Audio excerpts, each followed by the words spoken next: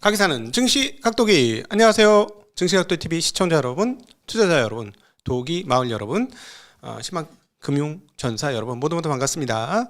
4월 14일 화요일. 자, 짜장면대인데 짜장면들 드셨나요? 네. 4월 14일 화요일 한국마을로 찾아뵙게 된 각도기 역사안전입니다. 드디어 6,000포인트에 왔었습니다. 네, 다시 복귀를 했다가 너무 급한 것 같아서 숨고르기 하면서 마감이 된 날이 되겠습니다. 오늘 거래소 차트 흐름들을 한번 보면 저 배 불뚝한 오후 1시 이후 자리지 않습니까? 바로 저 자리가 6,000포인트를 넘었던 자리입니다. 네.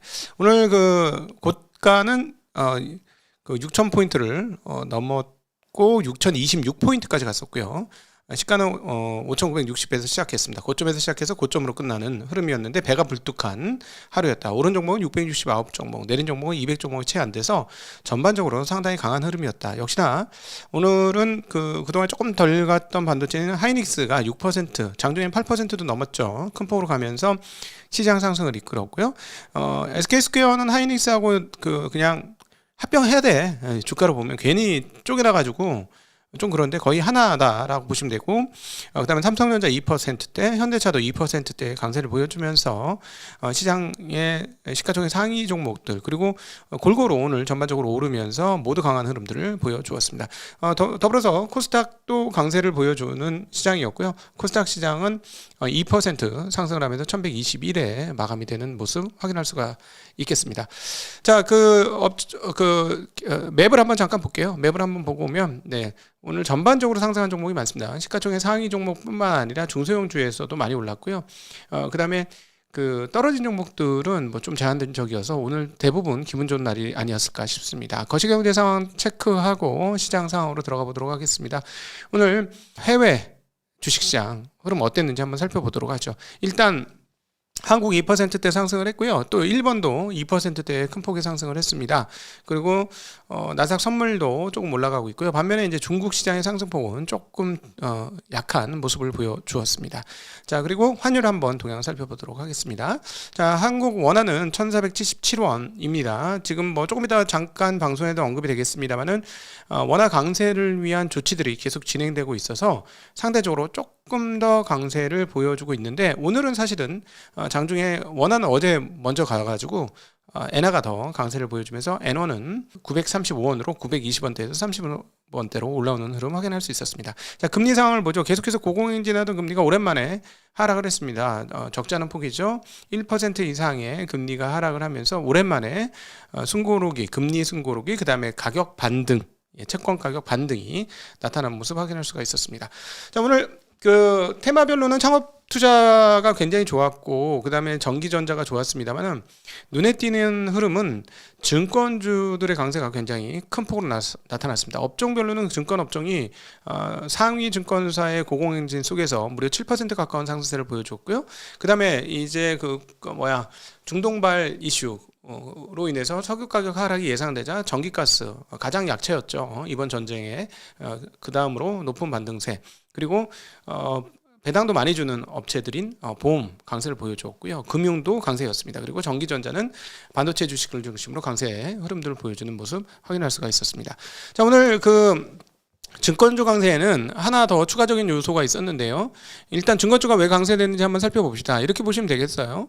자, 한 달 반 정도 지나니까 시장은 거의 제자리를 향해서 오고 있습니다. 6,300에서부터 6,000까지 떨어졌지만 그 정도의 조정은 뭐 의뢰 있을 수 있는 건데, 자, 그 사이에 어떤 일이 벌어졌죠? 2월 달에는 올라가느라고 사람들 포모 속에서 엄청난 거래량이 터졌고요.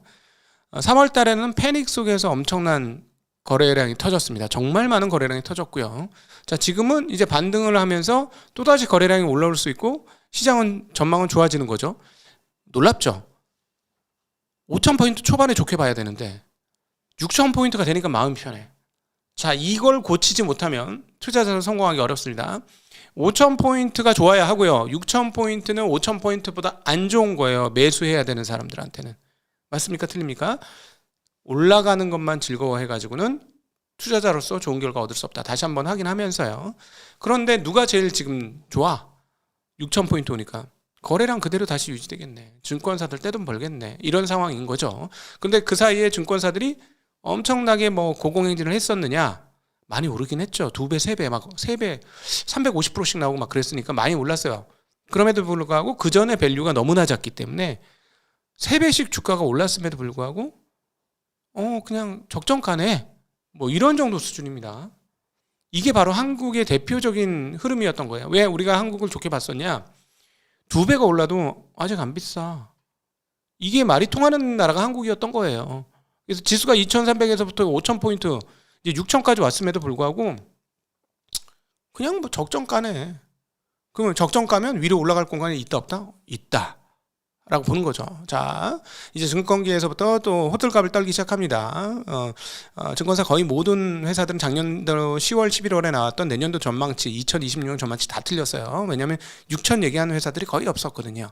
근데 벌써 1분기에 6천, 아니지, 2월에 6천 찍었고 떨어진 다음에 또다시 바로 6천이니까 이제는 마음이 바뀌어서 호들갑으로 바뀌었습니다. 7천 이야기를 하고 있습니다. 그런데 오늘 증권주가 강세였던 이유는 스페이스X가 또 영향을 상당히 미쳤어요. 왜냐하면 미래에셋증권이 증권업계에서 가장 많은 상승을 보여주었는데 약간의 지분 투자가 있지 않습니까? 그런데 이제 미래에셋은 일부 그 스페이스X 공모에 국내 투자자들이 참여할 수 있도록 뭐 배정하겠다라는 소식이 있어서 뭐 스페이스X의 효과도 좀 있었다. 이래서 덕분에 아까 창투사들이 많이 올랐다고 했는데 미래에셋 벤처 투자, 아주 IB 투자 상한가 같습니다.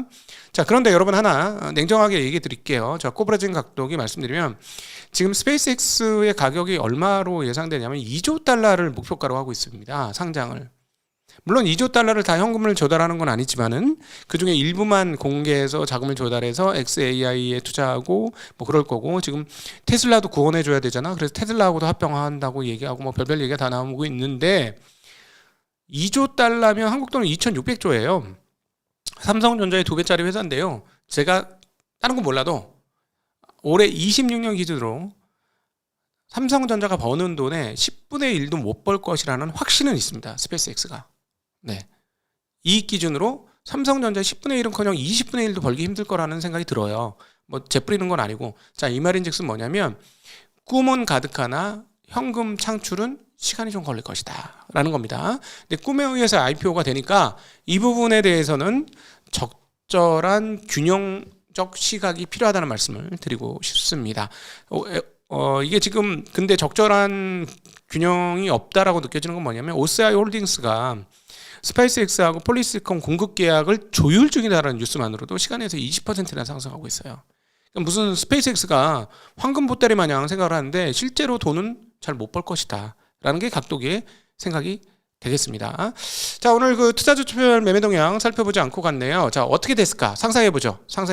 보기 전에 개인은 어떻게 했을까요? 외국인은 어떻게 했을까요? 느낌 오시죠? 개인은 어떻게 했을까? 바닥에서 샀던 개인은 팔았죠. 수익 실현했으면 꽤 많은 수익 실현입니다. 무려 2조 4천억 원이나 수익 실현했습니다. 뭐 여기에 우리 각도기인에도 살짝 좀 포함되는 기미가 좀 있어요. 저희도 일부 약간만 수익 실현했고, 그다음에 덜어놓은 주식들 계속 또 이렇게 교체하고 있는 그런 흐름들을 저희는 가져가고 있는데, 기관인 사주었고요, 외국인들이 매수로 돌았습니다. 외국인들 입장에서는 위험한 것들이 끝나고 그다음 급한 현금이 끝나면 한국 주식이 비싸지 않다는 현실을 자각하게 되겠죠. 자, 프로모드 해협이 과연 어떻게 될 것이냐가 핵심인데요. 일단 유가 상황들은 현재 그냥 그 오전에 말씀드렸던 그 상황과 비슷한 상황입니다. 그 조금 떨어지는 상황들을 유지하고 있는 모습 확인할 수가 있겠는데요. 네, 지금 어제는 협상 깨졌다 그래서 아침에 빵 떴다가 죽었는데 계속 이제 죽어 있는 상황 이렇게 보여지고, 그러나 우리가 이 추세가 완전히 꺾여져야 안심할 수 있다. 아직 추세 살아있죠. 상방 추세는 살아있습니다. 조금 더 떨어져야 깨지는 거죠. 네, 근데 어쨌든 지금 1차는 협상 불발이 됐는데 2차 대면 협상 가능성이 CNN 등을 통해서 보도되고 있습니다. 여기에 대한 기대감들이 있다면 오늘 미국 시장이 반등하지 않겠느냐 이렇게 생각이 되어 추가 상승하지 않겠느냐라고 생각이 드는데, 페제스키안 이란 대통령은 우리는 휴전을 위한 조건을 명확히 밝혔으며 이를 준수할 의지가 있다. 미국의 과도한 개입이 합의를 가로막았다라고 발언했습니다. 자, 미국이 잘해라라는 게 이란의 얘기고요. 또 미국은 이란 보러 잘해라 해야 될 텐데, 문제는 뭐냐면 호르무즈 해협은 어떤 식으로든지 이란이 이빨 꽉 깨물면 막힐 수 있다. 아킬레스건입니다. 자, 그래서 합의할 수밖에 없는 상황으로 몰려있는 게 미국이다라고 정리해 볼 수 있겠죠. 그리고 정치적인 문제로 풀지 마십시오. 경제로 푸십시오. 그러면 더 잘 보입니다. 이런 거는 우리가 계속 그렇게 해서 봤었죠. 미국 금리가 어떻게 되느냐, WTI가 어떻게 되느냐, 그게 핵심이다라는 말씀을 드렸었습니다.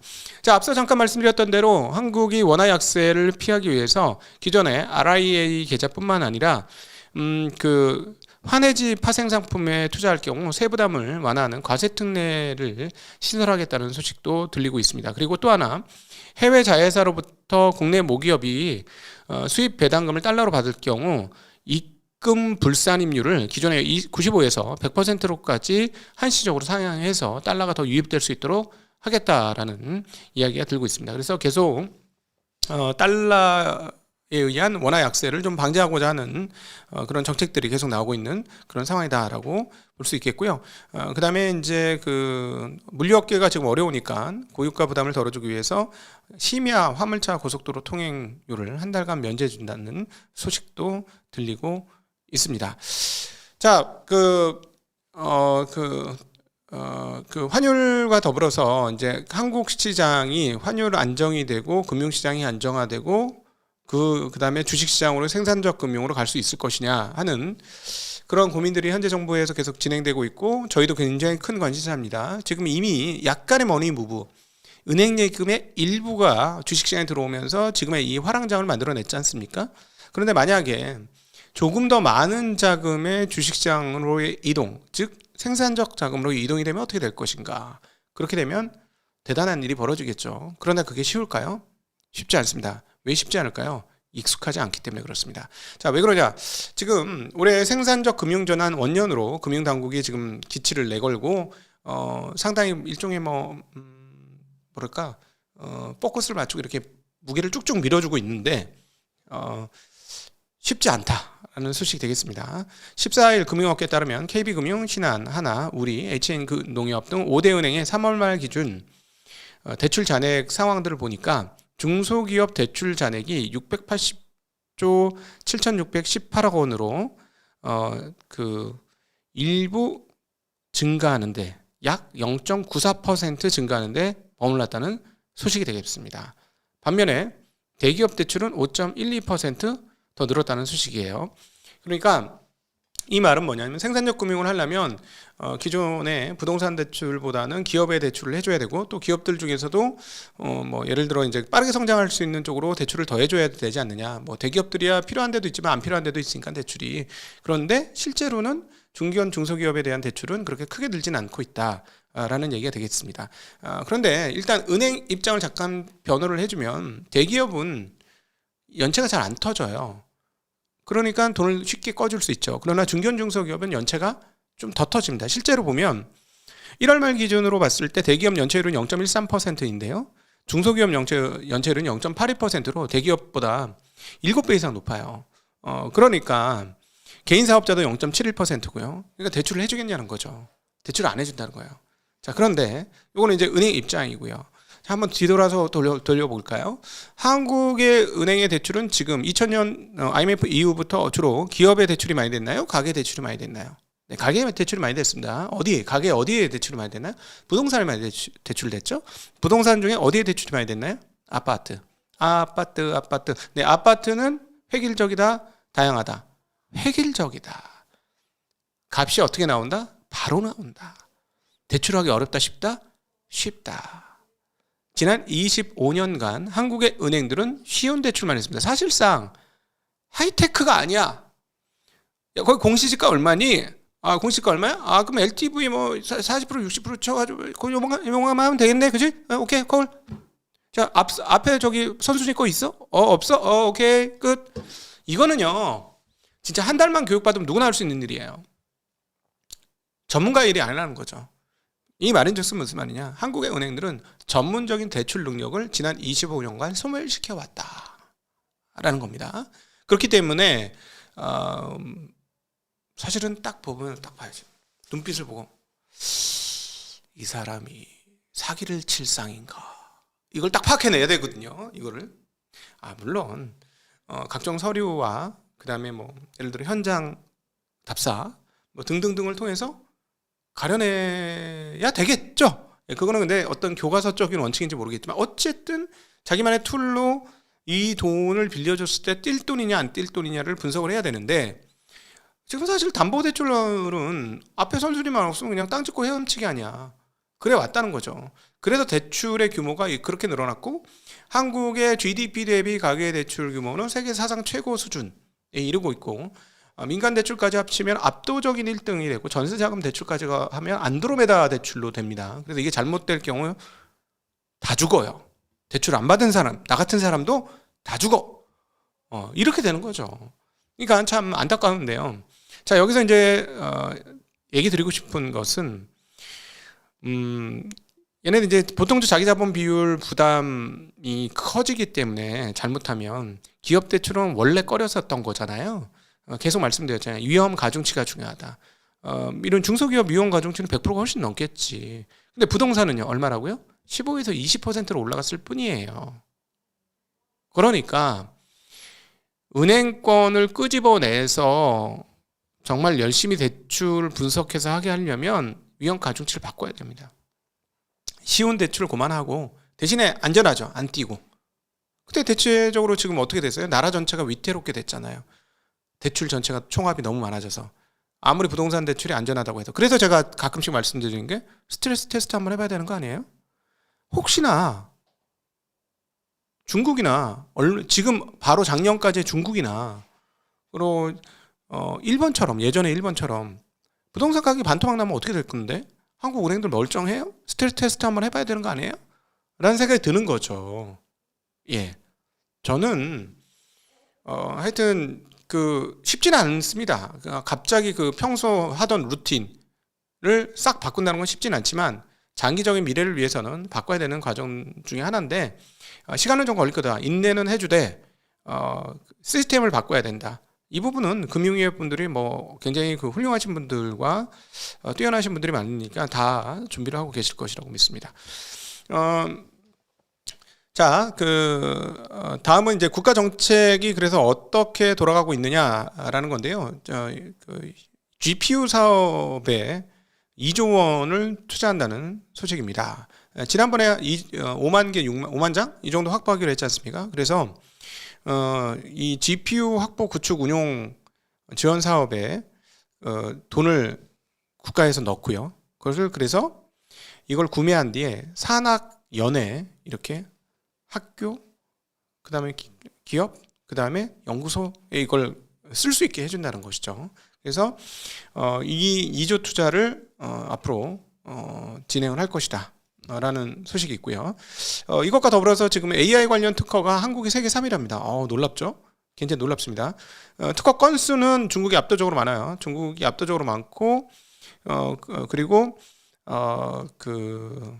AI 모델은 미국이 많습니다. AI 모델은 미국이 50개, 중국이 30개, 한국이 5개인데 뭐야 별로 없어 이렇게 하는데 여러분 지금 글로벌 원투야.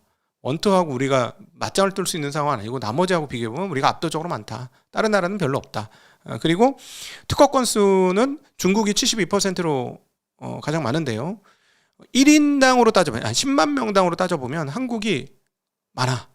한국이 10만 명당 특허 건수가 AI 특허 건수 14건으로 룩셈부르크보다 더 높고 차이나보다도 인구가 많긴 하지 차이나. 근데 어쨌든 높습니다. 그러니까 한국이 제 생각으로 한국은 스스로에 대해서는 너무 이렇게 자꾸 자꾸 요즘 국뽕을 좋아하기도 하지만 자꾸 우리는 안 돼. 이런 생각하는 경우가 많은데 그렇지 않았으면 좋겠어요. 너무 국뽕에 취하지도 말고 냉정하게 우리 열심히 하는 나라고 열심히 하면 잘할 수 있는 나라야 라는 생각을 가지고 가면 좋을 것 같습니다. 그리고 또 더불어서 정책적인 흐름 중에 하나가 새만금 그리고 바이오 그리고 OLED 사업에 투자하는 국민성장 2차 펀드가 시작이 된다는 소식입니다. 10조 원을 투입하게 될 건데요. 세 가지 아닙니다. 바이오 백신, 그다음에 소버린 인공지능 AI, 그다음에 새만금 프로젝트 등의 약 5년간 50조 원 플러스 알파를 공급할 예정이고요.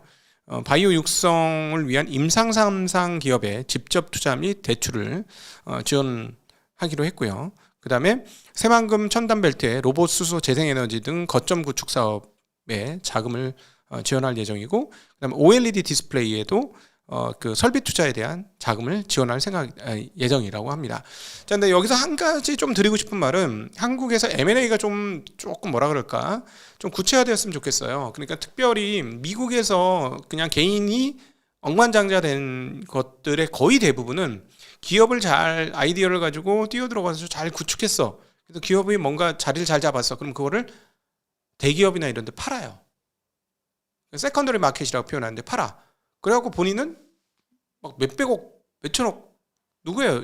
대표적인 사람이 피터 틸, 일론 머스크 이런 사람 아니겠습니까? 페이팔 팔아가지고 거부가 돼서 다음 사업을 스페이스X 이런 데 뛰어드는 거잖아요. 그쵸? 그다음에 그 어디야? 그 회사 아씨 갑자기 생각 안 나네. 그 회사. 네. 하여튼 그러니까 우리나라도 이 세컨더리 마켓이 좀 활성화돼야 될 것 같고요.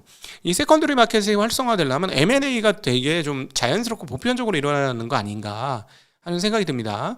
우리 이런 성장펀드 만드는 것도 좋은데 또 하나 금융 쪽에서는 간절히 부탁드리는 것은 M&A가 좀 활성화되는 시장 분위기를 만들었으면 좋겠다는 말씀도 드리고 싶습니다. 자, 그리고 지난주 우리 저희 김정호 카이스트 박사님 모셔가지고 아주 재미난 영상을 봤고 많이 봐주셔서 정말 감사한데 거기서 했던 얘기가 지금 현실이 되고 있습니다. 드디어 HBM에 이어서 HBF가 시작될 것이다라는 소식이 되겠습니다. 샌디스크가 HBF 시제품 생산 라인을 조성하기 위해 관련 소부장 협력사와 생태계 구축을 시작했다는 소식이 되겠습니다. 자, 쉽게 얘기하면 HBM은 일종의 D램이죠. D램을 뭐 지금 같으면 GDDR이라고 표현할 수 있겠죠. GDDR 같은 거를 하나로 안 되니까 여러 개 붙여가지고 한꺼번에 많은 데이터를 밀어내기 위해서 구멍을 1024개를 뚫어서 연결시킨 거죠. 차선을 1024. 자, 이렇게 생각하시면 돼요. 게임 매니아들은 바로 아실 텐데요. 옛날 게임 GPU 보면 이렇게 사이즈가 크잖아요. 근데 가운데 뭐가 있어? GPU가 박혀 있고 옆에 까맣 뭐가 붙어 있었죠? GDDR이 붙어 있었죠. GDDR이 붙어 있었는데 그게 이제 게임 GPU 셋이었잖아요. 근데 보니까 더 큰 게 필요하니까 어떻게 했어요? GPU를 받고 GDDR 이렇게 많이 박을 수는 없으니 사이즈가 한정이 있으니 이 GDR을 붙이고 이렇게 붙인 거예요. 화투장 이렇게 붙이듯이. 이래 가지고 딱 하나로 박아 놓은 거죠. 그게 바로 HBM입니다. 대신에 GDDR은 빠른 속도가 강점이죠. 스포츠카 같은 건데요. HBM 뭐냐면은 쉽게 얘기하면은 100차선이야. 100차선에 차가 한꺼번에 쫙 가게 만든 거예요. 속도는 빠르지 않은 스포츠카는 아니지만 쫙 가게 만드는 게 HBM이죠. 바로 요런 마인드로 만들어지는 게 플래시 메모리에서 만들어지는 걸 하이 밴디스 플래시 메모리라고 할 수 있어요. 하는 HBF가 되겠습니다. 근데 이 여기과 관련된 내용은 우리 김정호 교수님과의 대담을 한번 확인해 보시면 좋을 것 같은데 이제 클로드에서 지금 수많은 토큰을 사용하고 이러는 거 보니까 뭔가 끄집어오고 옆에서 기억하고 있던 걸 바로바로 잡아 빼면 훨씬 빨라진다는 거죠. 그러기 위해서는 프로세싱도 중요하지만 기억 장치를 바로 꺼낼 수 있는 바로 옆에서 붙어 있어야 된다. 그래서 시스템 온 칩이 돼야 되는데 기존에 HBM까지 되는데 이게 랜드 플래시까지 돼야 된다. 쉽게 얘기하면 플래시 메모리까지 돼야 된다. 그래서 그게 HBF다. 라는데 이걸 지금 샌디스크가 처음으로 시작하고 있고요. SK 하이닉스와 샌디스크가 HBF 표준화 협업을 진행하고 있고요. 삼성전자는 독자적으로 시장 공략을 준비 중이라는 뉴스 전달드릴 수 있겠습니다. 자, 그리고 그 재미난 뉴스 중에 하나 세종시가 세종시에 쉽게 얘기하면 청와대가 넘어갈 것 같습니다. 세종 집무실 건립 부지 조성 공사에 대한 그 공사를 입찰 공고를 하셨습니다. 그래서 임기 내에 세종 집무실을 이용할 수 있게 신속하게 공사하라라고 이재명 대통령이 지시했다고 하는데요. 그러니까 세종시에 그 정부는 가 있는데 대통령은 지금 서울 청와대에 있잖아. 아예 그래서 일부의 일을 세종시에서 하도록 세종시대 집무실을 만드는 근데 기반 조성을 해야 되는데 뭐 우리나라 청와대 제2의 청와대 같은 게 되는 거겠죠. 왜냐하면 대상 부지가 35만 제곱미터라고 하니까 맞는 것 같아요. 그걸 한다고 하는데 국토의 균형 발전을 위해서 진행을 하고 있는 것 같습니다. 자, 과연 이거가 되면 세상은 또 어떻게 바뀔까 하는 궁금증이 있습니다. 자, 끝으로 그 중국의 신재 그 2차 전지 태양광 업체들이 살려달라고 아비규환에 빠졌다라는 소식입니다. 우리도 얘네들 때문에 힘든데 중국은 산업적 특성을 우리가 계속해서 공부해보면 어떤 성향이 있냐면 돈대 이러면 미친 듯이, 그리고 거기에 정부가 이거 정부가 좀 밀어주는 사업이야 이러면 우후죽순 기업이 생겨납니다. 한두 개 생기는 게 아니에요. 한 수백 개 생깁니다. 그러고 나서 어떻게 되냐면 저가 경쟁합니다. 출혈 경쟁하고요. 중국 내에서 살아남기 위한 대혈투가 벌어지죠. 지금 그 영역 중에 하나가 2차 전지하고 태양광입니다. 그래서 지금 중국 정부들이 못 살겠다, 살려다오, 이런 얘기를 지금 하고 있죠. 세계 2위 태양광 제조업체입니다. 세계 2위예요. 세계 2위. 이종 롱기 게렌 에너지 아시죠? 여기에 회장이 어떻게 얘기하고 있냐면 모듈 판매에 대한 강제 기준을 마련하고 조달 평가의 기술 품질을 반영해 가격 대비 품질 중심의 시장 질서로 구축할 필요가 있다. 이 말은 무슨 말이냐면 우리는 좋게 만들 수 있는데 아이들이 자꾸 떨이 쳐가지고 우리 물건도 안 팔려, 이런 얘기입니다. 온갖 떨이들이야, 이렇게 되죠. 이게 지금 우리가 중국의 제조업에서 항상 보는, 목격할 수 있는 그런 장면 중에 하나입니다. 그래서 이제 과연 어떻게 될 것이냐. 만약에 우리 이제 투자자 입장에서 이 뉴스는 어떻게 보셔야 되냐면 중국이 일종의 구조조정이 끝나고 나면 그 산업에서 명맥을 유지하는 기업들이 살아날 수 있습니다. 철강도 약간 그런 성향이 있거든요. 화학은 지금 난투국이죠. 난투국 하고 있는 상황인데 규모가 워낙 크니까 그리고 시장이 크니까 그렇게 규모를 키울 수도 있는 거고. 그런데 자, 과연 ESS 시장, 그리고 2차 전지 시장, 그리고 태양광 시장에서의 이 험악한 상황들이 해소될 수 있을지 궁금하게 생각합니다. 지금 보시면 중국 업체들이 그냥 싸그리다 몽졸이 지금 시장 점유율을 가지고 가고 있는 그런 상황입니다.